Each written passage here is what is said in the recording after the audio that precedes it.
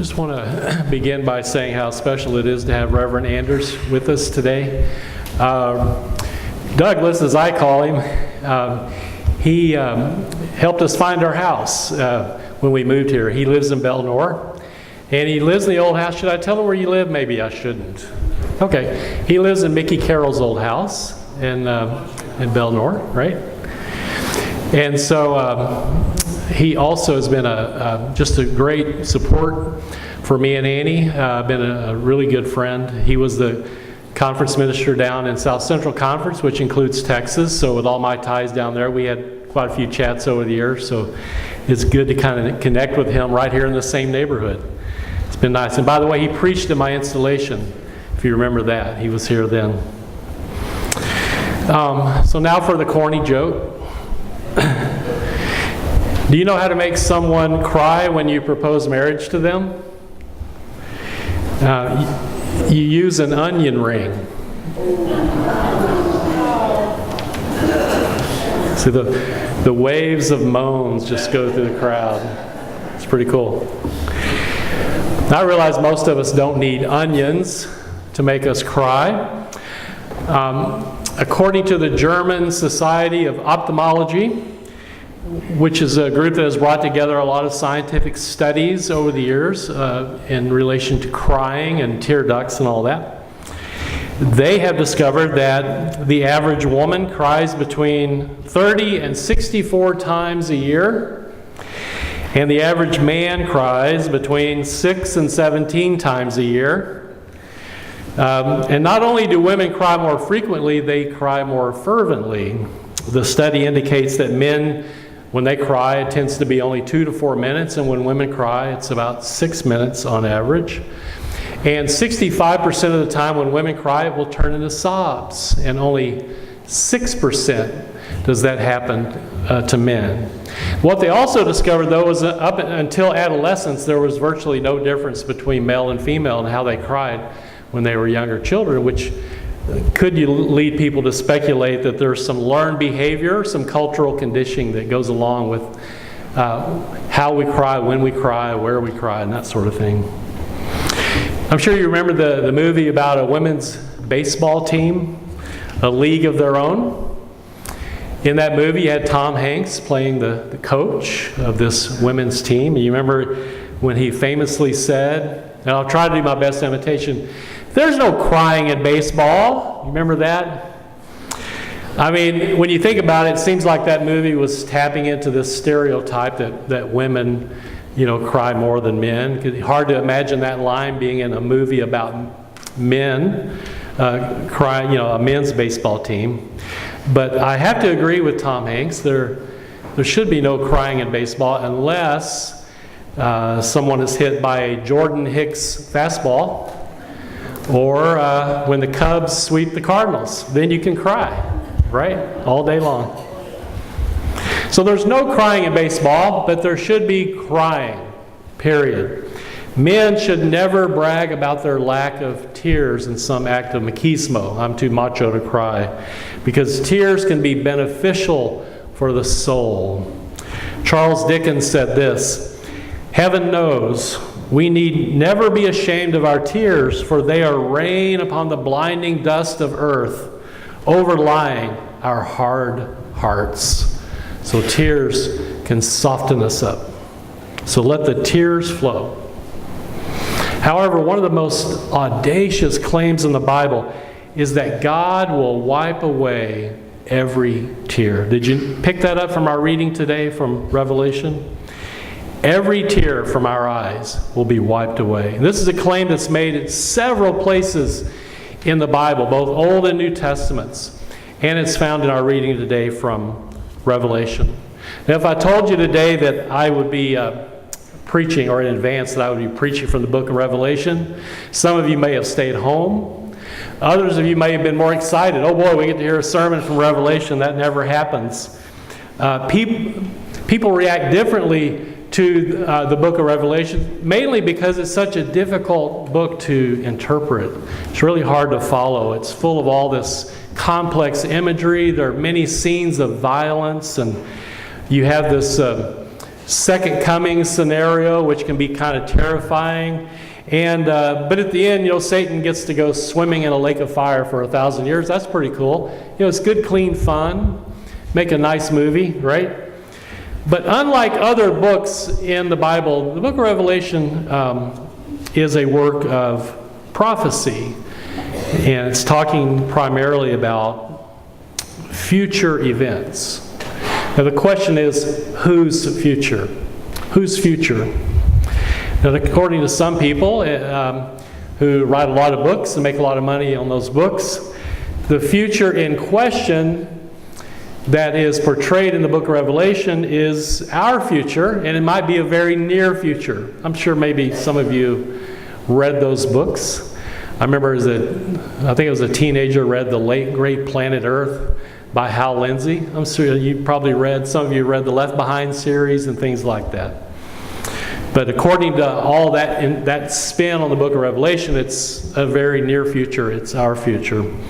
Revelation is apocalyptic literature, and there are a lot of books and movies, as I'm saying, music, art, that suggest that the apocalypse or the end times is on the very near horizon.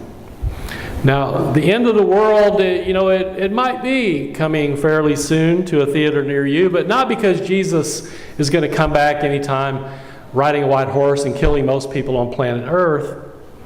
What's more likely to happen are rising sea levels and our nuclear bombs, food and water shortages, a crashing economy, a wayward meteor. All of those things are more likely to happen than what's depicted in Revelation. So let me say this about the book of Revelation, because this is the only way to read it.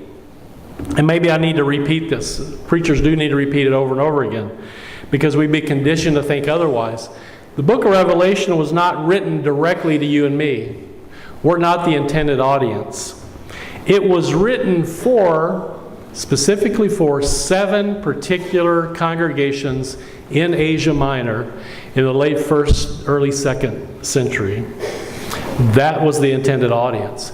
Now at the same time, we can read something that was not written directly for us, but we can be inspired by that, we can learn from it, and maybe even be comforted by it. I did a funeral recently where I talked about the word comfort, and I noted that the word fort is embedded in the word comfort, and fort implies strength. You build a fort to strengthen yourself, right? And this is why we tell people who are suffering to be strong. So to comfort someone means to help build an emotional fort with them. Calm fort, comfort with fort. To build an emotional support or a fort with them in order to make them stronger. That's what it means to comfort someone. And we all need to be comforted at times. We all have a reason to shed tears at times, because none of us can go through life unscathed by something that is upsetting to us. Now, of course, I'm not forgetting that there are tears of joy, but tears of joy come from a very different place, although they come from the same tear ducts, but they come from a very different place emotionally. Now, if anyone had reasons to cry, it was the writer of the book of Revelation, a man named John. John was a ubiquitous name in that place and time, so we don't know what John we're talking about here, but that was apparently his name. And according to tradition, before this John was exiled to this Greek island of Patmos, the Roman Emperor Domitian had ordered John to be boiled in oil. Think about that. He was to be boiled in oil, but somehow he managed to get out of that. I don't know how, but he survived that ordeal. But he had to go live on an island all by himself. And at the time of John's writings, and he's a direct result of this, or a consequence of this, the Roman persecution of the church is on the rise. And so John desperately wants to get a message out, especially to those 7 churches in Asia Minor. Maybe he had been responsible for starting those churches. We really don't know. But he has a vested interest in those churches, and he wants to communicate with them. But to do so, he has to rely on the Roman postal service. Now, he knows that the Romans are going to read whatever he writes, because they're looking for something to nail him with, right? And so he uses this highly apocalyptic language, this highly symbolic language, hoping that the Romans will have no idea what he's talking about. Maybe Romans were literalists, I don't know. But there's no way they're going to know what he's talking about. But the churches, he's hoping, can read between the lines, so they can decipher or uncode the code, right? So John, he claims to have had this revelation or a vision. That's where we get the name of the book, the Revelation of John. And in the 7th chapter, John's revelation includes seeing a great multitude. Now, I don't know, think about it. If he's exiled on this island, he's probably all by himself. And he wishes for company. He's hoping for company. He almost hallucinates that there are people with him. But he has this revelation of this great multitude of people. There's so many you can't even count. And there's people from all over the world that are there in his vision. And they are standing before God's throne, praising God and the Lamb, which is a code word for Jesus, hoping the Romans won't get that. And they're doing it with loud voices. So imagine the scenario. These great multitude of people praising God before God's throne. Now, some people read this and they go, oh, well, that's talking about heaven. That's what heaven's going to be like. That's pure speculation, has really nothing to do with what he's saying here. There is no indication that this is talking about heaven. Instead, John is imagining a future in which all humanity will come together with God as their king, God on the throne. And the Lamb of God, that is Jesus, will also be on a throne, perhaps seated at God's right hand, surrounded by angels and elders, because if you're going to have church, you got to have elders, you got to have people in charge. And 4 living creatures. Now, what are the 4 living creatures? They're just highfalutin angels, is all they are. They're high up on the hierarchy, which, as I've told you once before, angels come from the word hierarchy. And so they're way up there. And all of these individuals are praising God continuously, night and day, before the throne of God. Interestingly, John features himself in his own vision or revelation. Here's what he envisions. One of these elders coming up to him and asking him a rhetorical question, because the elder already knew the answer. In fact, he's the only one that did know the answer. And the elder asks John, who are these? Who are all these people robed in white? And where have they come from? Well, John, he's playing dumb. He doesn't know. So he said, well, you know who they are. You're the one that knows. The answer is, they are the ones who have been through the great ordeal. The great ordeal. Now, let's get back to contemporary writers who like to play with the book of Revelation. They will often claim that this is an event in our future it's about people who have gone through some period of time that we might call the Great Tribulation. Kind of popular theories is that a 7-year tribulation period after the rapture. Then you have all these years where people who are not raptured, they get to go through hell on earth, basically. And this is called the Great Tribulation. And then finally they come out pretty good on the other end. But again, this wasn't written for us, okay? It's not written for our future. It was written for people in John's day. And the people in John's day were going through a great tribulation. The great ordeal, as John calls it, at the hands of the Roman Empire. They're already experiencing this. They have been bloodied up by the Romans. But John says this, that the people in his revelation will wash their bloody robes and make them white. And get this, in the blood of the Lamb. How many of you do laundry? Have you ever taken a white robe and you're out, and you go hunting, and you're gutting the deer, or you're cleaning fish, you get blood all over your white robe, and then you put it in the washing machine, and you add blood into where the detergent goes. Is your robe going to come out white? I know I'm being gross, but this is just to say that this is not meant to be taken literally. A white robe, by the way, symbolizes purity and innocence. And so the people are coming out of this in that state, is what John is saying. Adding blood to the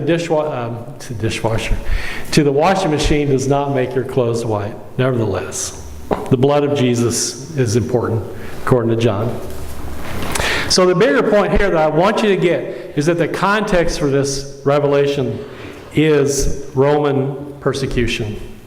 So I want you to think about this. If you and I, if we went through some terrible ordeal, persecution on high, a bloody persecution, and we came out on the other end of that standing before God's throne, not Caesar's throne, that's what you got to catch here, but God's throne, and God giving us a thumbs up rather than what Caesar used to do, which we've seen the movies, right? He'd give them a thumbs down, and they'd be torn apart by the lions or whatever.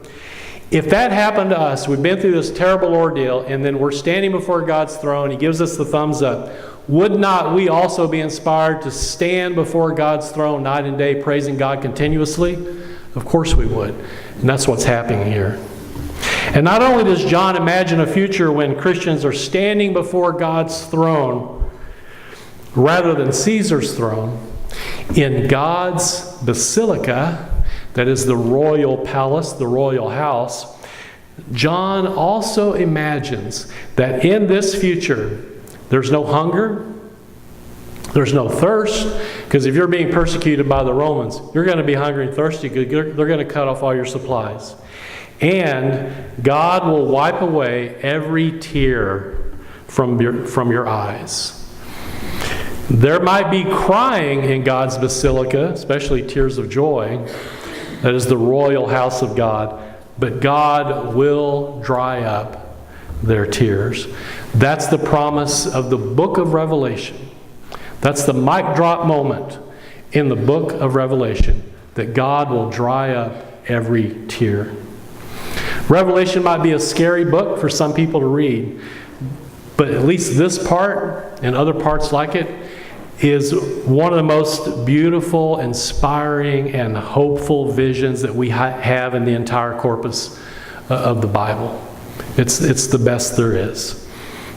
As I said at the beginning, we all have reasons to cry. If crying were not meant to be part of the human condition, then we wouldn't have tear ducts. And by the way, we might not be alone on that score. There is some evidence that other mammals not only have tear ducts, but that they actually cry when they are emotionally distressed. And I tend to actually believe that. So don't be afraid to cry, especially you men out there. It's part of your biological makeup. Don't be ashamed of shedding tears because it's part of your chemical makeup. Our tears are here for a reason, to help us release our emotions, to deal with handle our sorrow, even to express our joy. Our tear ducts are here to remind us that as long as we inhabit flesh and blood, there will be reasons to cry. But at the same time, we can join the writer of Revelation in expressing a profound, almost irrational hope that someday, in some mysterious dimension of time and space, who knows, God will rise up from the throne in the royal basilica, walk over to each one of us, sensing, if not sharing our pain, and reach down with a gentle wave of the hand and slowly and compassionately wipe away our tears. Amen.